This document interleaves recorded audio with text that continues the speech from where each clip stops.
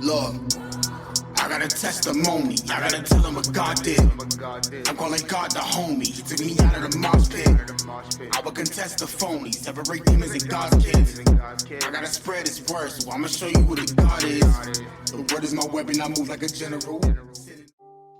Hello, everybody, and welcome to today's episode of Walk With Me. I am your host, JJ. It's so good to have each and every one of you here. So good to have all you people who I call preferably, I lovingly as walkers, to be back at the show. I know I've been off a little while. I've been exploring this new, I guess I can announce it now. I'm exploring this new co-pastor position, and each time I wanted to come back, and I took a little hiatus because it's also been a very eventful summer. But I thank you all so much. Thank you so much. I still get the notifications that you guys are watching and listening, and I really, really, really appreciate it. And if you have any questions, before I forget, please feel free to email me or comments or encouragement, or if you want to try to beat me up, okay, that's fine too. walkwithmebiblestudy@gmail. walkwithmebiblestudy@gmail. I love each and every one of you. Thank you all so much. Thank you all so much. And I love each and every one of you, even the ones that don't like me. And yeah, that's just going to be, please understand, I love you, and that's just how that is. And that's not going to change. That's why I do this podcast, right? So we are going to go on into a little bit of a kind of a deep dive, as you would. And the reason why we're going into the deep dive, because a lot of people ask me about Jesus Christ. And when someone asks you about Jesus, they ask you about one specific thing. And they ask you about this one specific thing or that one specific thing. And it leaves out so much that Jesus intended for us to know. Okay? And it's important that we get a full viewpoint of who Jesus was and why what happened was so important, why the crucifixion was important. Okay? So, and this is exemplified. I had my first pastor, great Leonard Westberg. He's gone on to be with the Lord. He used to say, listen, this is kind of like four blind men going to see an elephant. And I would always laugh at that. But never have I really grasped that until lately. He said it was four blind men going to see an elephant. He said one would grab the elephant by the leg, and he said the elephant like a tree. And then another one would grab the elephant by the tail, which I highly recommend you do not do. He said, no, man, the elephant's like a rope. Another blind man would grab the elephant by the trunk, and he said, oh man, the elephant's like a snake. But the fourth one dropped his cane and went wandering around and ran smack into the side of the elephant and said, oh man, this elephant is like a wall. And the lesson behind that is that all of these people, because they are blind, will get a lot of different opinions and will, conflate them to be facts about the same thing, while that same thing, having an aspect of all these things, is greater as the whole. In other words, yes, the elephant can be like a wall. If you walk into it, you will find out. If you grab an elephant by the tail and he goes to walk off, he will pull you just like a rope. Again, I suggest you don't do that. If you grab an elephant by the leg, you can wrap your arms around him like you can a palm tree. And that tree will not move. That leg will not move unless that elephant wants it to move. And that trunk, if you put something there and that elephant decides he wants to pick you up with it, he will wrap around you like a snake and pick you up with it. But the elephant is so much more than those parts. And this is where a lot of people get kind of bogged down in the word, because we look at one little thing and we say Jesus is like this and Jesus is like that, but we don't take a bigger view of what Jesus was really about, what his goal was, what his life was about. So that's what this is about, okay? So in order to get into this, we got to understand that there are, when we study the life of Jesus, we are kind of limited to 4 small books. And we call those books the Gospels. And they were written in Greek. They were not written in Hebrew. They were written in the Greek. They were written in Latin. Don't let anybody lie to you. They were written in Greek. They were later translated to Latin, but that's another topic.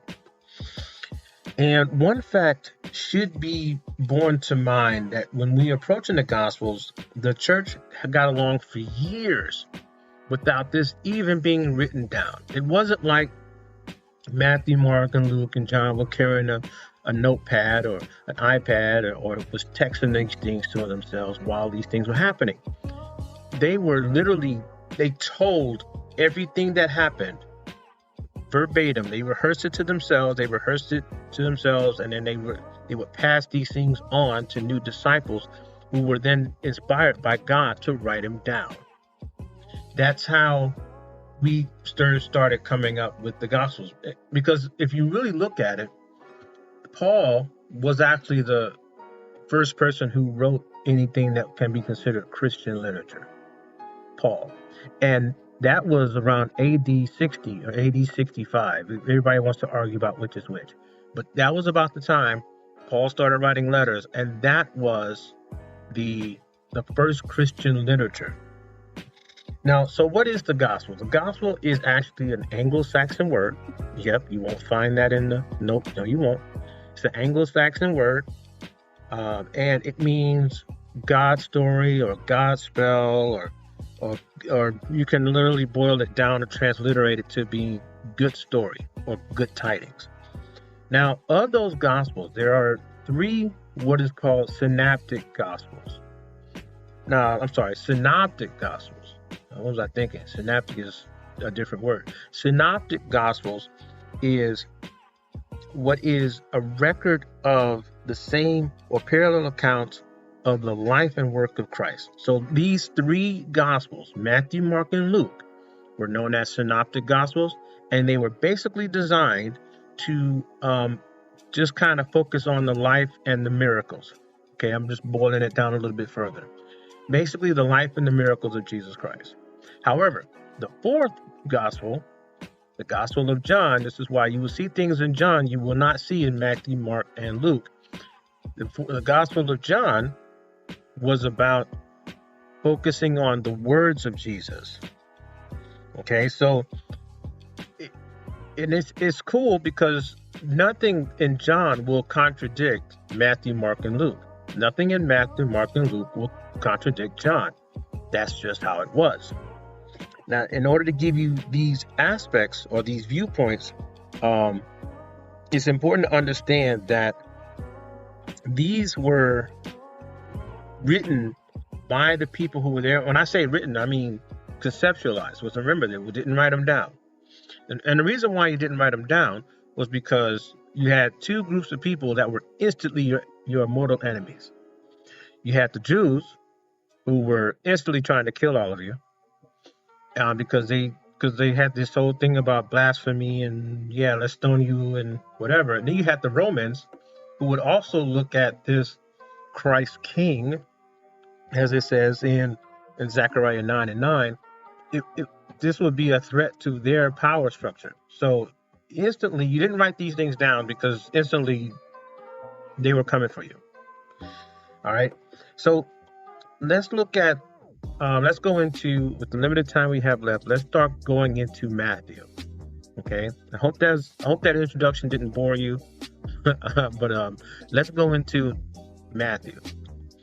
Now, Matthew, we all know he's one of the disciples, but he was also called Levi. Now, why was he called Levi? Okay. And I'm going to let that rock right there. He was actually a publican, actually.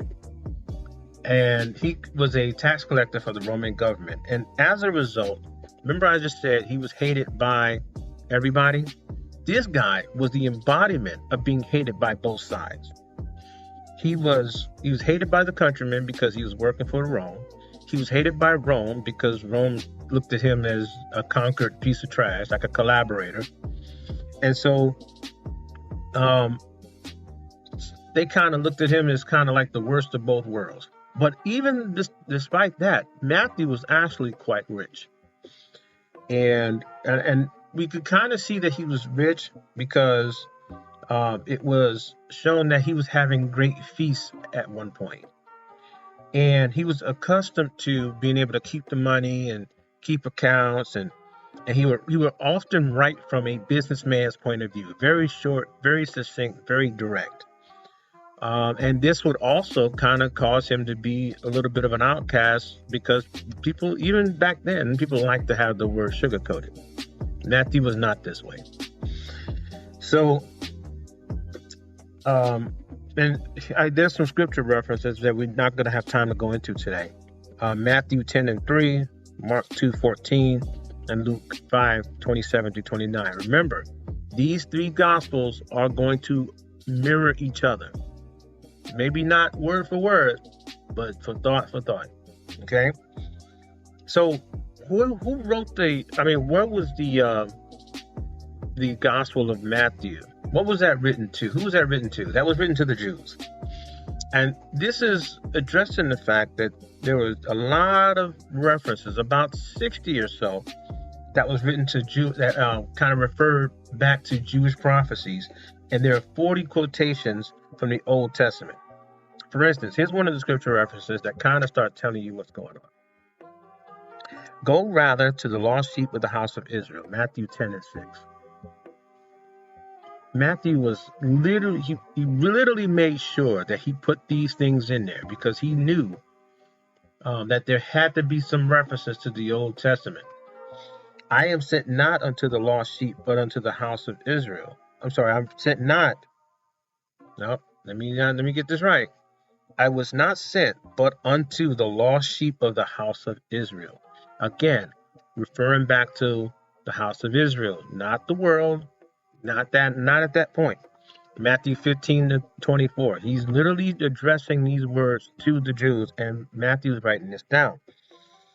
Now, remember I said earlier that the church got along very well without Christian literature. As a matter of fact, this is another one of these great biblically scholarly debate arguments.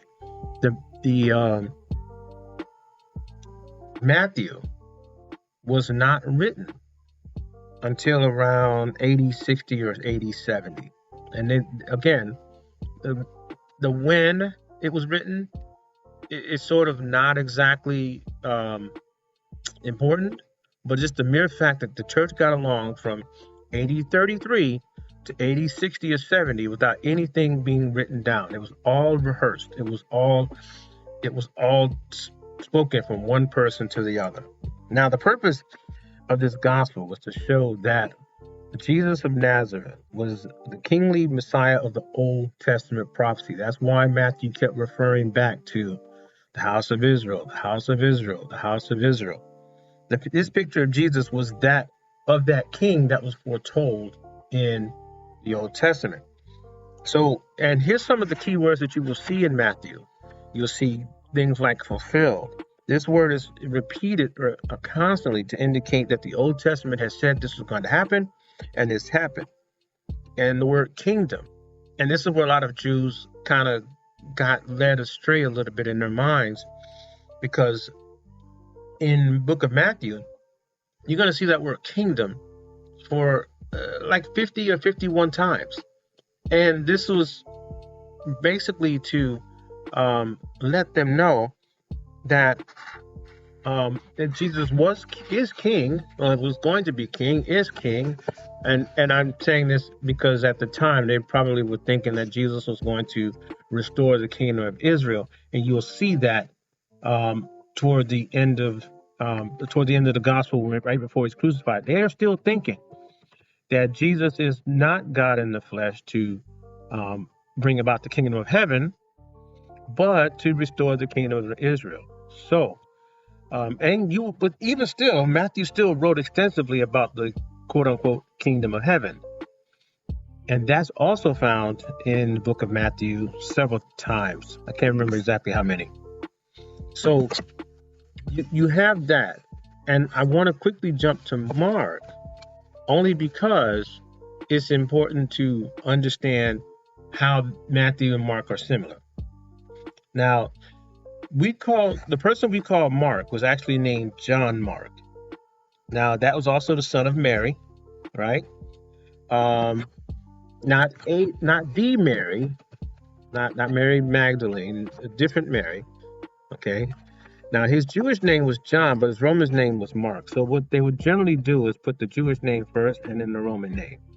So that's why a lot of people will say, hey, why are the names in the New Testament different than in the Old Testament?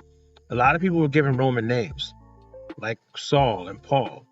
So there were a lot of, you have a lot of people with different names. And this was not also, and somebody said, why were there no last names in the New Testament? Oh yeah, there was last names. Bar-Jonah was a last name. So, and I digress, right? So go to Colossians 4:10, and you will see that this John Mark was a relative of Barnabas. Now, I just wanted to throw that in there because it's very important. Which means his mother was apparently a very prosperous woman.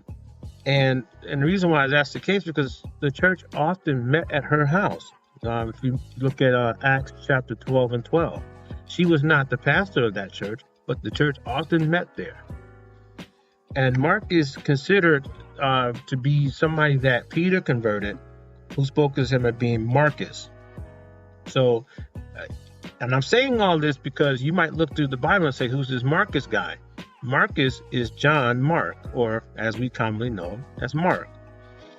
Another tradition sort of certifies that he was like Peter's brother, which is not exactly, I kind of throw a little bit of assault on that one, but I'm just telling you the things that I've heard.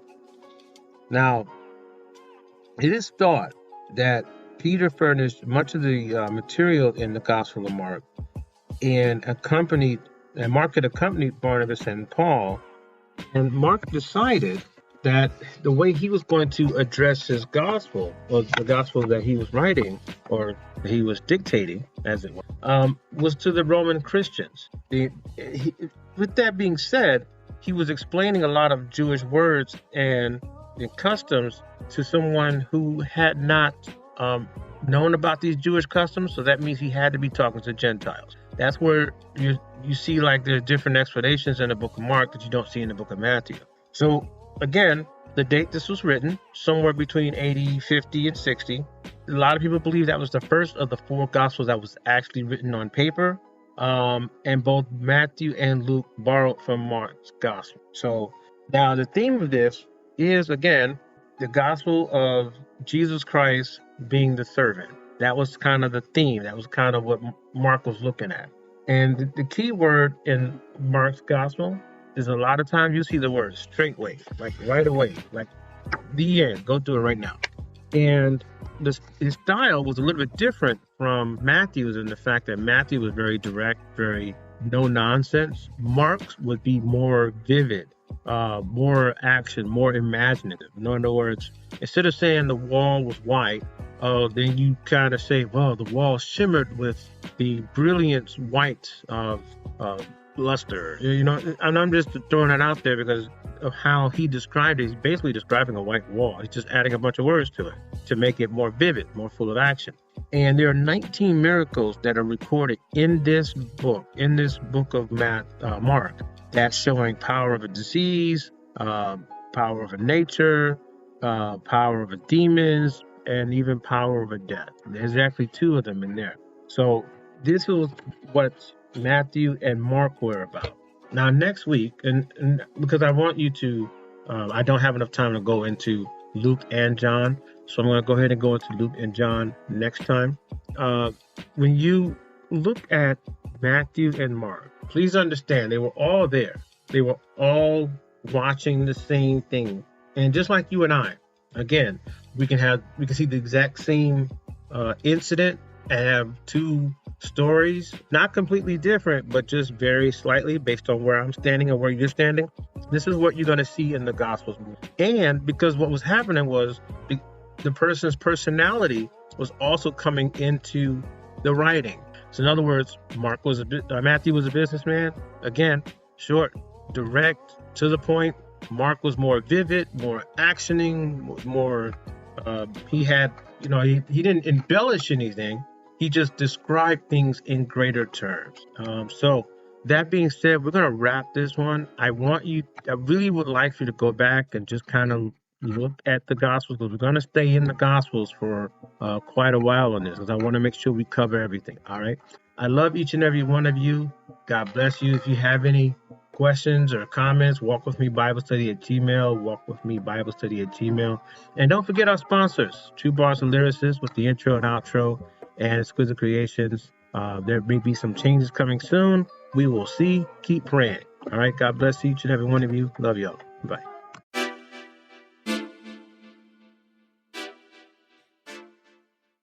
Yeah. True. See, I do it for Jesus. Everything I've been doing, give me a reason. I got to spread all the words of a genius. Everybody needs to know who the leader. See, I do it for Jesus. Everything I've been doing, give me a reason.